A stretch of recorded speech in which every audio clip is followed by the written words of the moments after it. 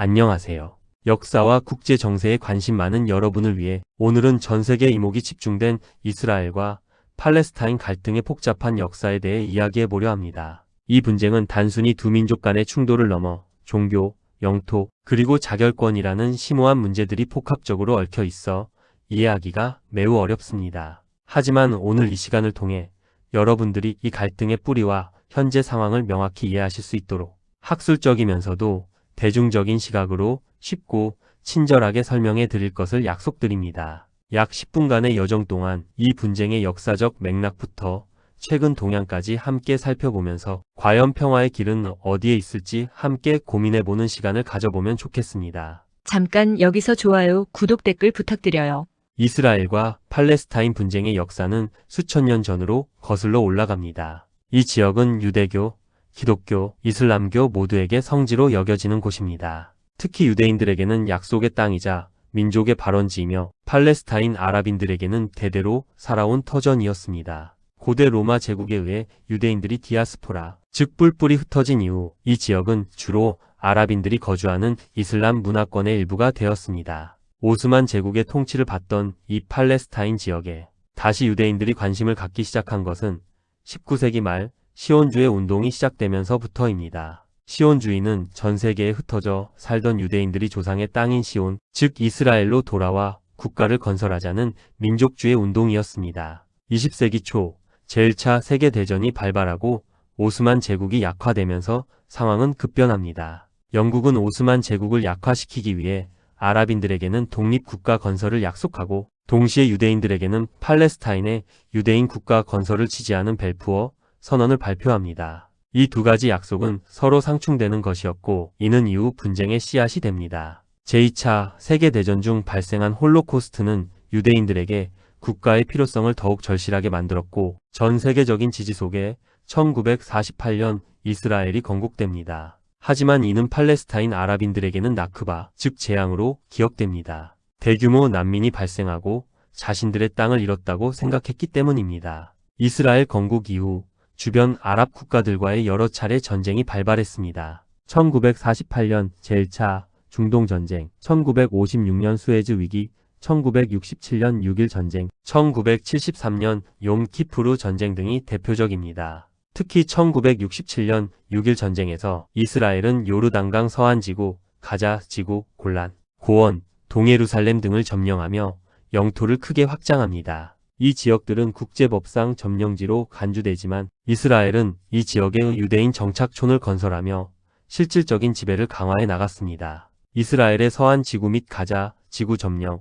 예루살렘의 지위, 이스라엘 정착촌, 국경, 안보, 수자원 권리, 팔레스타인인의 이동의 자유, 그리고 팔레스타인 난민의 귀환권 등은 현재까지도 해결되지 않고 있는 분쟁의 핵심 쟁점들입니다. 팔레스타인인들은 자신들의 권리를 되찾기 위해 다양한 방식으로 저항해 왔습니다. 1964년 팔레스타인 해방기구 피에로가 결성되어 외교적, 무장적 투쟁을 벌였고 1980년대 후반에는 인티파다라고 불리는 민중봉기가 일어났습니다. 이후 1990년대에는 오슬로 협정을 통해 이스라엘과 피에로가 서로를 인정하고 팔레스타인 자치정부 수립의 길이 열리는 듯 했습니다. 하지만 평화협상은 계속해서 난항을 겪었고 2000년대 들어서는 하마스 같은 보다 강경한 무장단체가 부상하며 갈등은 더욱 복잡해졌습니다. 그렇다면 최근에는 어떤 일들이 벌어지고 있을까요? 2023년 10월 7일 하마스의 이스라엘 침공은 이 분쟁의 양상을 또다시 크게 변화시켰습니다.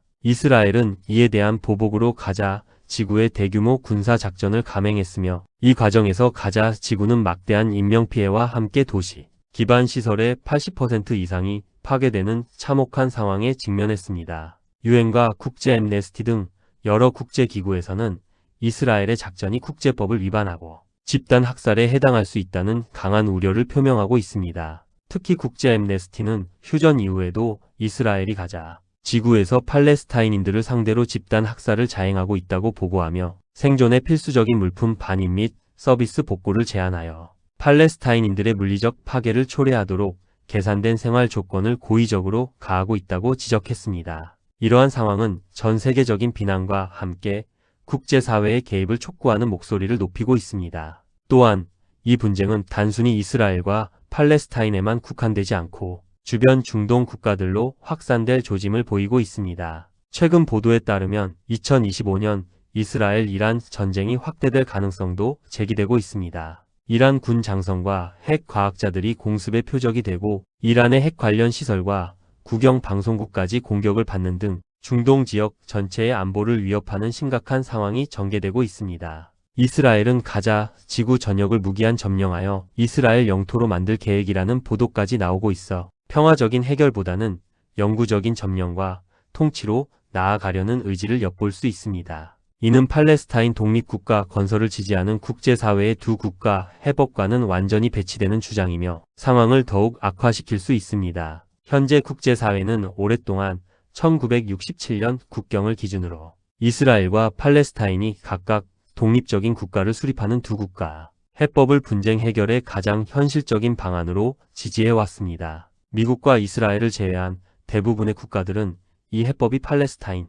난민들을 위한 정의로운 해결책이 될 수 있다고 봅니다. 그러나 최근 몇 년 동안 두 국가 해법에 대한 지지가 감소하고 있으며 이스라엘은 점령 유지를 우선시하는 정책을 계속해서 추진하고 있어 이 해법의 실현 가능성은 더욱 희박해지고 있습니다. 팔레스타인의 입장은 크게 두 가지 흐름으로 나뉩니다. 팔레스타인 최대 정파인 파타는 외교적, 평화적 방법을 통해 잃어버린 땅을 회복하고 이스라엘과 공존하는 것을 목표로 합니다. 반면 하마스와 같은 강경 세력은 무장 투쟁을 통해 점령지를 회복하고 독립국가를 건설하겠다는 전략을 가지고 있습니다. 이러한 내부적인 입장 차이 또한 분쟁 해결을 더욱 어렵게 만드는 요인 중 하나입니다. 이런 혼란 속에서도 팔레스타인의 현실을 알리려는 노력은 계속되고 있습니다. 분쟁 지역 인권단체 아디는 팔레스타인 서안 지구의 여성 예비 언론인들을 지원하는 스피크업 프로젝트를 진행하며 팔레스타인 주민들이 직접 자신들의 이야기를 취재하고 보도할 수 있도록 돕고 있습니다. 이처럼 지역 주민들의 목소리가 국제사회에 전달되는 것은 분쟁에 대한 이해를 높이고 공감을 이끌어내는데 매우 중요한 역할을 합니다. 이스라엘 팔레스타인 분쟁은 단순히 과거의 역사가 아니라 현재 진행형인 인류의 비극입니다. 수천 년의 역사와 복잡한 국제 정세 그리고 무엇보다 수많은 사람들의 생명이 얽혀있는 이 갈등은 단번에 해결될 수 있는 문제가 아닙니다. 하지만 우리가 이 분쟁의 역사적 맥락과 현재 상황을 정확히 이해하고 지속적인 관심을 가지며 평화를 위한 국제사회의 노력에 동참하는 것이 중요하다고 생각합니다. 오늘 이 시간이 여러분에게 이스라엘 팔레스타인 분쟁에 대한 이해를 넓히는데 조금이나마 도움이 되었기를 바랍니다. 이처럼 복잡한 국제 문제에 대해 관심을 가지고 함께 고민하는 것은 더 나은 미래를 만들어가는 첫걸음이 될 것입니다. 다음 시간에도 흥미로운 주제로 찾아뵙겠습니다. 감사합니다. 좋아요, 구독, 댓글 부탁드려요.